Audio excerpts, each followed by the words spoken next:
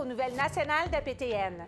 Une commémoration pour le 35e anniversaire du début du siège de Kanesatake.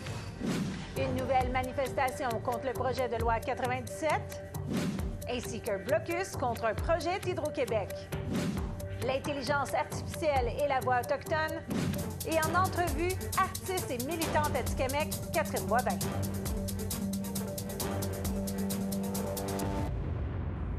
Tunusugeti, bonjour, je m'appelle Kim Sullivan. Je vous souhaite la bienvenue aux nouvelles nationales d'APTN.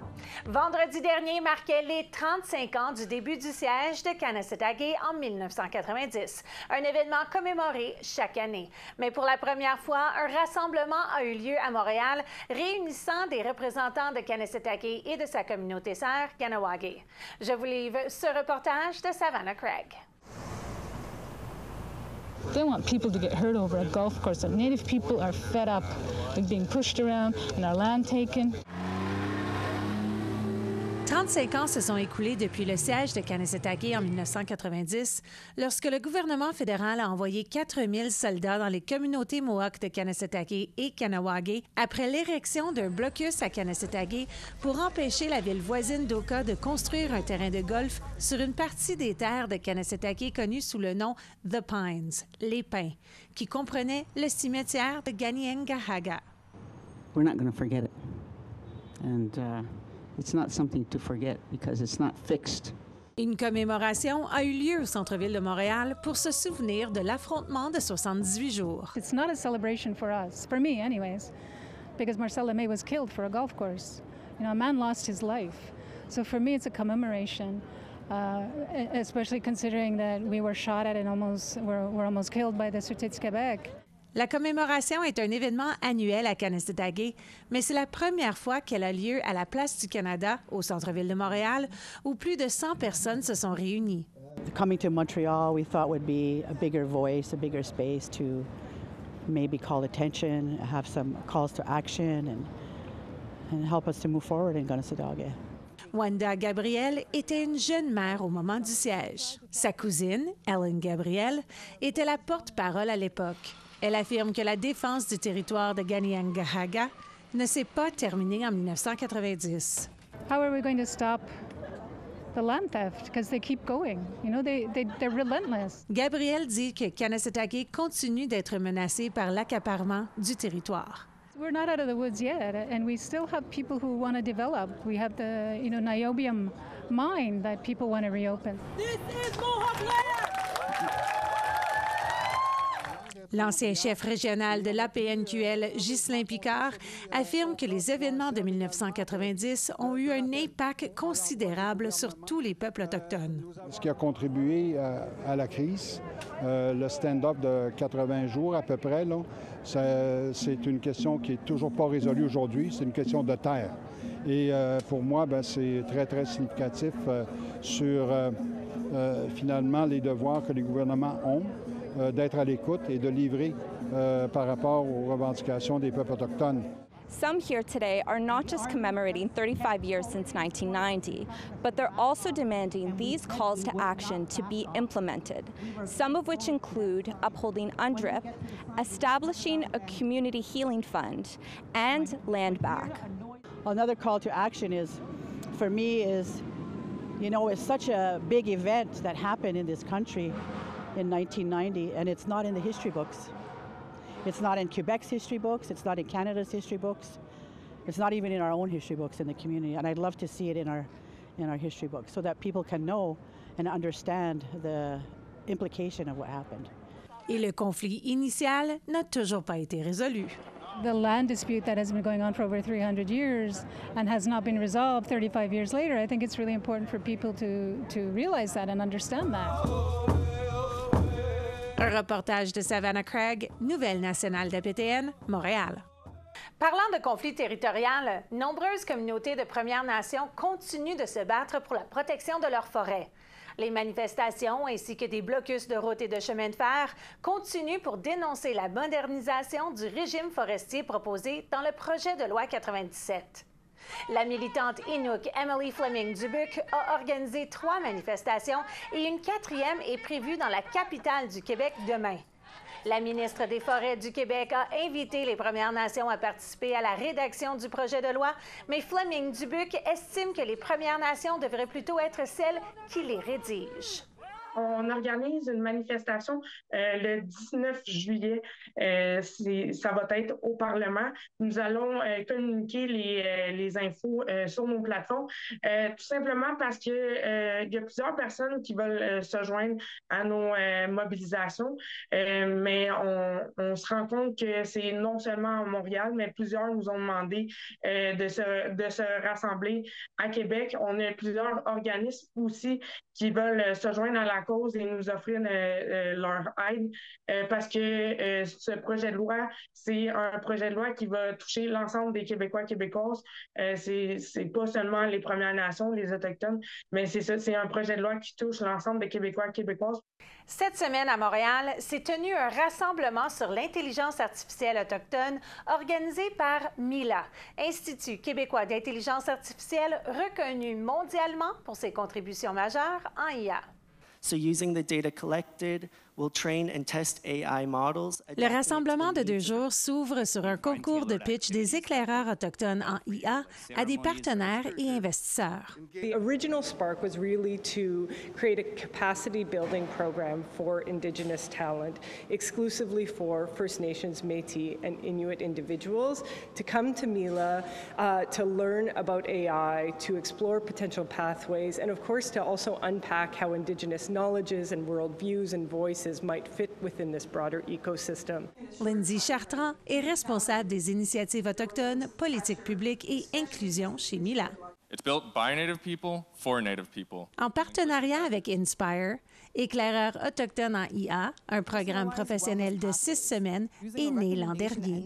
Indigenous communities are suffering from widespread inequities in healthcare. Le but du programme est de concevoir des projets communautaires visant à développer des solutions d'intelligence artificielle répondant à des enjeux réels des peuples autochtones. Ce rassemblement marque la fin de leur programme. Il y a une opportunité pour l'équipe qui gagne aujourd'hui de rester à MILA puis de continuer à développer leur projet. 21 participants, 8 équipes. Good morning, I'm Taylor Sparkling Eyes from Goodfish Lake First Nation. Les projets présentés étaient variés. Une application axée sur le territoire alliant technologie et tradition. Our objective is to develop a land-based learning app. Une autre visant à renouer la culture dans un parcours vers la santé. It's an Indigenous-led platform designed to address trauma at its core. Une sur la gestion culturelle du feu. Helping communities identify areas with high need for cultural burning. Une autre sur la gouvernance des données. Our Fiber First allies ensure that the network and every dollar it earns stays 100% in nation hands. Ainsi que des applications portant sur le droit. I propose using an AI tool that creates duty to consult reports for First Nation communities. No longer will our knowledge be hidden, lost, or stolen. Et la préservation des langues. Through technology, storytelling, and play, we're making it fun, accessible, and healing to learn Indigenous languages. Le gagnant cette année? Buffalo in Motion. Une application sur la souveraineté alimentaire axée sur l'utilisation du IA afin de rebâtir l'écosystème et restaurer le bison. Anything a cattle can do, buffalo can do better. Comment se sentent les concepteurs Rune Hartrink et Mathieu Sampareil après l'annonce de leur gain? It's very surprising.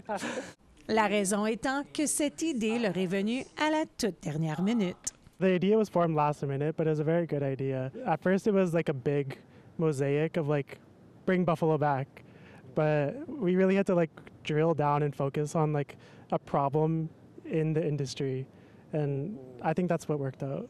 Les gagnants de l'an dernier, Mary Galerno et Garrett Herachka, travaillent maintenant avec MILA sur le développement de leur application Sage, un outil de jumelage de bourse. At the time of the conclusion of the pitch, really what we had was an idea and the validation that people were interested, but we didn't have the technology in place. So the impact residency really let us set up the minimum viable product, the MVP.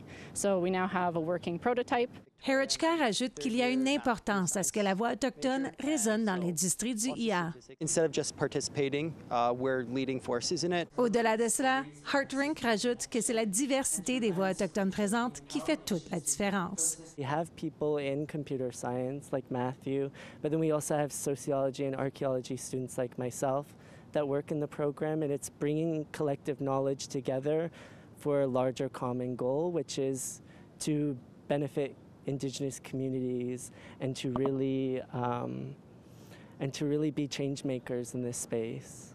Une chose est certaine, les projets présentés démontrent qu'impliquer une voix autochtone dans une industrie comme le IA ne peut faire que du bien pour les 7 générations à venir. Après cette courte pause, un nouveau grand chef de la Nation Cri d'Inuit et un blocus par des Inuits au Labrador. Soyez là.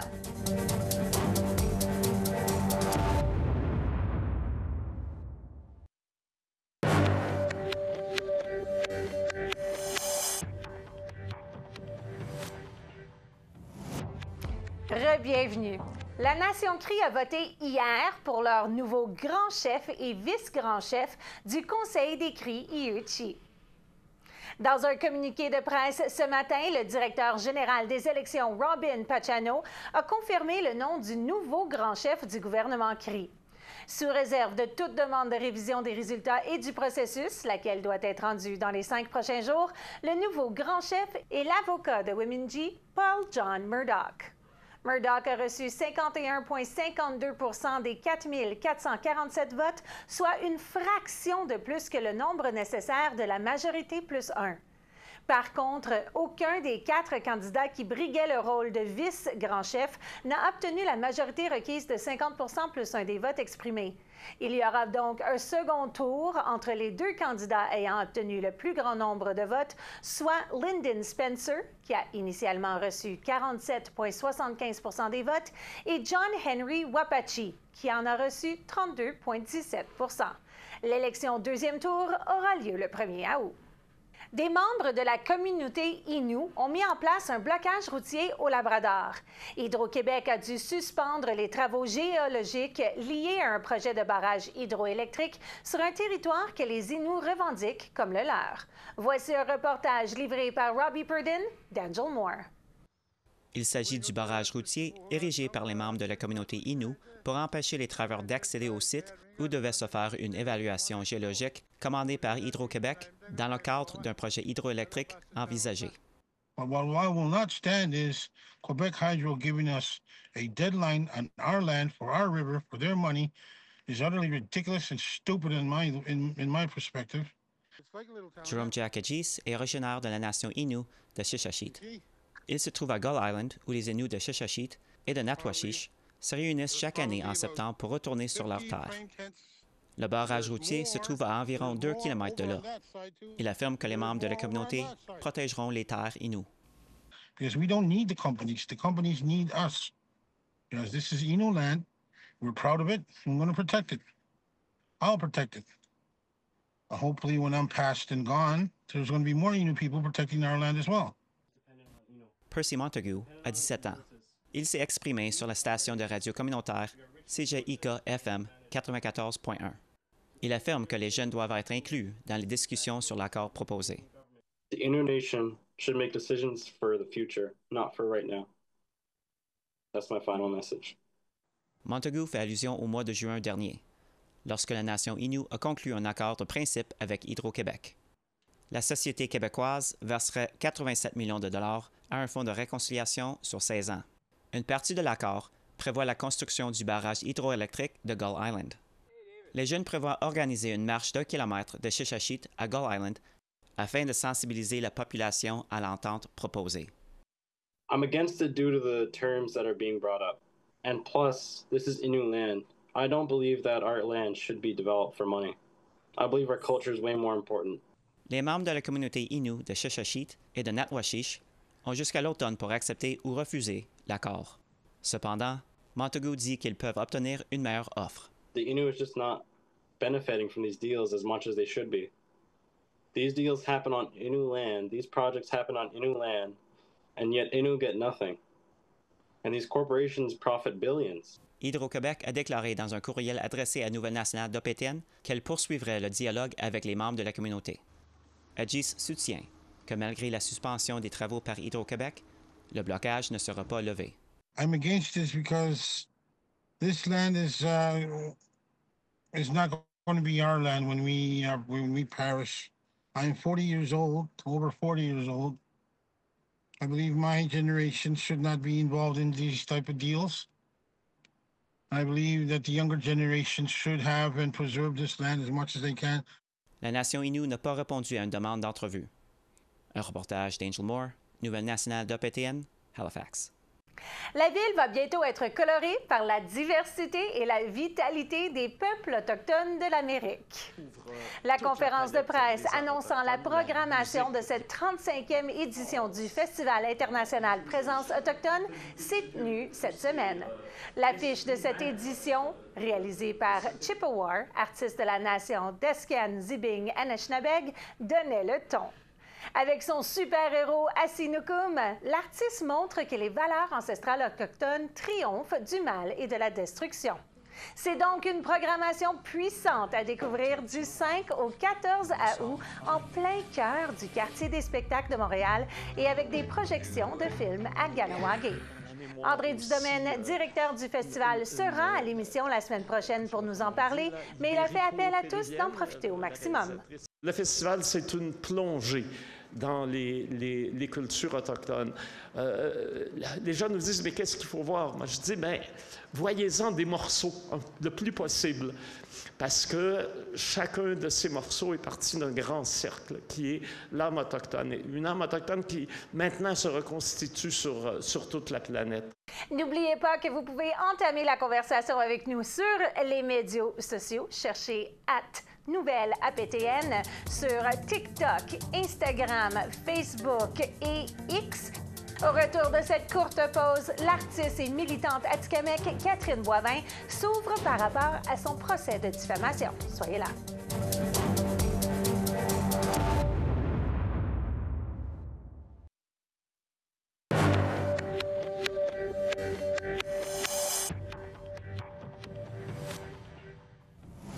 Bienvenue. En entrevue cette semaine, nous accueillons l'artiste et militante atikamekw, originaire de Wemotaci mais habitant au Danak, Catherine Boivin. Catherine a récemment eu gain de cause en cours dans une cause de diffamation contre Isabelle Falardeau, que plusieurs connaissent en ligne comme la Métisse. Voici notre entrevue. Bonjour. Bonjour, Quay. Merci de t'être joint à nous, Catherine. On va commencer avec la question de quand est-ce que tu as entendu parler pour la première fois de la Métisse? J'en ai entendu parler en 2020, en fait, autour de septembre, octobre, dans ces coins-là. Donc, c'est ça. C'est comme ça, je l'ai entendu parler d'elle via les réseaux sociaux. Ouais. Ta première réaction en voyant ces vidéos, qui elle est et tout? En fait, oui, j'ai visité son site Internet, en fait, puis j'ai regardé, tu sais, c'était qui. Je voulais savoir qui était cette personne-là. Et je voyais que c'était très nébuleux dans sa description, dans sa présentation. Puis, mais ensuite, je suis tombée sur des textes qu'elle avait écrits, dont un intitulé « As-tu ta carte ?» Et ce texte-là m'avait vraiment choquée parce que c'était assez... Il y avait beaucoup de mépris envers les Autochtones, mais aussi beaucoup de racisme. Et j'étais surprise de voir qu'une personne qui s'identifie comme étant métisse, autochtone, je pouvais pas croire qu'une personne comme ça avait des propos, ce genre de propos-là sur son site Internet. Et c'est là que ça a commencé, que tu voulais peut-être parler un peu d'elle, dire, mais est-ce qu'elle est vraiment autochtone, si elle est capable d'avoir des propos comme ceci? Est-ce que c'est là que ça a commencé? Oui, je lui avais écrit en privé, en message privé, puis ça n'avait pas de... Dans le fond, ça a jamais elle n'a jamais prouver quoi que ce soit. Donc, tu sais, ça restait tout le temps nébuleux aussi. Et dans le fond, je réalisais que c'était en fait une personne qui s'identifie métisse, mais peut-être avec des ancêtres lointains. Elle-même avait diffusé auparavant le nom de ses ancêtres autochtones sur son site Internet. Elle s'était rendu compte que c'était pas des Autochtones, en fait, les personnes qu'elle affichait sur son site Internet. Donc, c'est ça. Pourquoi c'est important pour toi de prendre la parole sur ce sujet? Parce qu'on réalise qu'il y a énormément de personnes qui s'identifient comme étant un métis, mais au final, on se rend compte que leur ancêtre remonte dans les années 1600 et ils n'ont aucun lien vivant avec aucune communauté. Tu sais, quand on parle de lien vivant, on parle vraiment de est-ce que quelqu'un peut comment dire, confirmer ton appartenance d'une communauté autochtone. Et souvent, ces gens-là aussi, moi, je me pose la question, mais parce que souvent, ils vont dire, oui, là, il y a une culture métisse bien vivante au Québec, dans les Maritimes aussi, mais je me demande, mais c'est quoi cette culture-là? C'est important de pouvoir prouver et démontrer ton appartenance, mais aussi, c'est quoi ta culture? C'est quoi exactement? Et souvent, ces personnes-là sont incapables de décrire ce que c'est. Et donc, c'est ça, c'est important pour notre autodétermination aussi, parce que nous, c'est comme ça qu'on s'identifie, c'est comme ça qu'on prouve d'où l'on vient et tout ça. Donc, parlons de ce cas de diffamation. On a dit que vous avez provoqué du cyberharcèlement à l'encontre de la métisse en remettant en question son identité sur les réseaux sociaux. Tu as gagné ton procès. Le tribunal a dit qu'il était de son avis aussi, mais qu'ils n'ont pas réussi à montrer qu'il y avait existence de faute. Est-ce que pour toi, c'est vraiment ce qui s'est passé, là? Tu es contente avec le résultat? Oui, je suis très contente avec le résultat parce que ça confirme en fait ce que je me disais au moment où j'avais reçu la première mise en demeure, c'est que parce qu'on me demandait en fait de retirer toutes mes publications qui concernent Isabelle Falardeau, celle qui se dit la métisse. Pour moi, je me disais, non, je peux pas commencer à retirer mes publications parce que la madame est pas d'accord avec ce que je dis, alors que je faisais simplement exprimer mon opinion sur un sujet d'actualité. C'était vraiment dans les débuts où est-ce qu'on parlait de plus en plus de personnes qui s'autoproclament autochtones. Et moi, je me disais, non, je vais défendre mes publications, je vais défendre ma liberté d'expression. Pour moi, je cause aucun cyberharcèlement ni diffamation. Pour moi, ce que je dis, c'est simplement mon opinion et j'ai le droit de partager cette opinion-là. Puis surtout une personne qui se dit comme auteur d'un livre, ben, c'est de l'appropriation culturelle parce qu'elle partage des savoirs sacrés entourant les plantes médicinales. Et pour moi, c'est important de parler de ça, de parler de ce sujet-là parce que ça concerne le droit. Encore une fois, l'autodétermination des Autochtones. Donc, j'étais très soulagée que le jugement, en fait, apporte enfin cette conclusion-là. Dans le fond, j'ai simplement continué à aborder le sujet, mais dans le fond, comme je le faisais auparavant, parce qu'il n'y avait pas aucun... mais tout était correct, en fait. La juge a toutefois dit que les propos étaient tenus en partie diffamatoires, que les propos que vous aviez eus étaient en partie diffamatoires, qu'il faut faire attention de ce qu'on dit à l'égard de quelqu'un d'autre. Quelle leçon que tu en prends? Est-ce que c'est la façon dont tu t'es exprimé que tu te dis, OK, il va falloir que je fasse attention? Est-ce que... Pour moi, ça vient juste, mais je pense que ça vient comme expliquer aux Autochtones aussi, mais pour les personnes qui veulent participer à cette conversation-là, qu'il faut quand même demeurer respectueux, puis quand même, mais moi, je pense que je suis restée proche de mes convictions aussi, mais tu sais, le respect, puis il faut pas devenir haineux non plus. Je pense que c'est la leçon que je tire, c'est que, tu sais, faut être réfléchi quand tu partages ton opinion, puis c'est ça, surtout avec, parce que, tu sais, sur les réseaux sociaux, tu sais, étant donné que j'ai quand même beaucoup de personnes qui me suivent, ben il faut, ma responsabilité est encore plus grande, donc je dois la considérer davantage. Bien, merci, Catherine. Merci vraiment d'avoir pris ton temps pour expliquer un peu qu'est-ce qui s'est passé et les sentiments envers cette situation-là. Et belle continuation. Merci, Mataché. C'est ce qui conclut le bulletin de Nouvelles nationales d'APTN. Je m'appelle Kim Sullivan. Merci d'avoir été des nôtres et à la semaine prochaine. La Courmique.